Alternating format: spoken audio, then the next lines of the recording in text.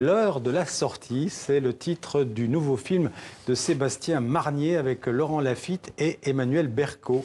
Oui, son premier film, Irréprochable, était un magnifique portrait d'une mythomane engluée dans ses mensonges, incarnée par Marina Foïs. Ce second film, lui, est cette fois adapté d'un roman de Christophe Dufossé. C'était un vrai thriller dans l'ambiance inquiétante d'un collège catholique, dans une classe en particulier, une classe laboratoire composée d'élèves excellents. Laurent Lafitte y incarne un professeur remplaçant, suppléant, qui remplace un professeur titulaire qui s'est suicidé sous les yeux de ses collégiens. Des collégiens qui mettent à l'épreuve leur enseignant. On flirte avec le fantastique, on est vraiment dans le film de genre et ça marche avec un Laurent Lafitte qui, après, vous vous souvenez, le film de Paul Verhoeven, Elle, avec Isabelle Huppert, où il était très inquiétant. Là, je joue ce rôle de prof énigmatique qui va tout faire pour essayer de savoir ce qui se passe dans cette classe mystérieuse. Je vais remplacer M. Capadis pendant quelques semaines. Alors je vous demanderai de l'accueillir avec bienveillance et gentillesse, comme vous savez le faire. Les élèves de la 3e 1 ont obtenu la meilleure moyenne de l'académie ces 4 dernières années. Quel âge est-ce que vous avez? J'ai 40 ans. Mais du coup, pourquoi est-ce que vous êtes encore suppléant?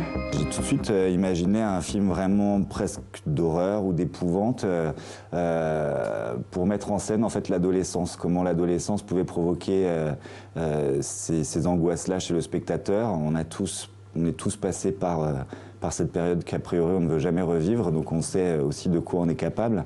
Et voilà, de travailler sur les terreurs de l'adolescence et sur les terreurs que les adolescents provoquent, et aussi créer en fait un suspense autour de cette crise existentielle en fait qu'on peut traverser à ce moment-là, comment on peut être aussi jusqu'au boutiste, radical. C'est des ados, c'est tout, il faut que tu comprennes ça. Ils aiment bien tester leurs limites. Qu'est-ce que vous préparez?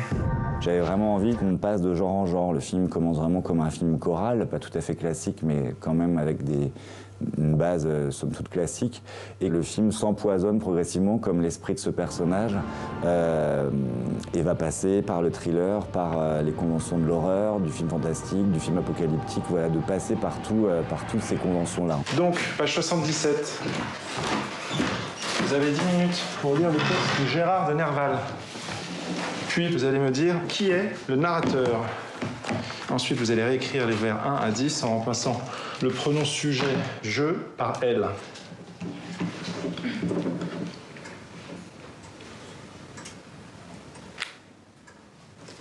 Qu'est-ce qu'il y a? La figure du groupe d'enfants maléfiques, elle ponctue aussi le cinéma et le cinéma de genre. Donc j'avais vraiment envie de les filmer d'une manière extrêmement opaque et très inquiétante. On comprend au fur et à mesure aussi comment ça peut être une façade en fait, et comment on découvre au fur et à mesure ce qui vraiment les trouble et comment ils se montent la tête aussi ensemble pour aller au bout d'un projet. Soyez un peu plus léger, quoi. Je comprends pas, vous êtes jeune, vous êtes brillant, vous avez des notes fantastiques. Ayez un peu confiance en l'avenir. C'est trop tard. Il n'y a plus d'avenir. C'est quoi cette phrase-là, toute faite?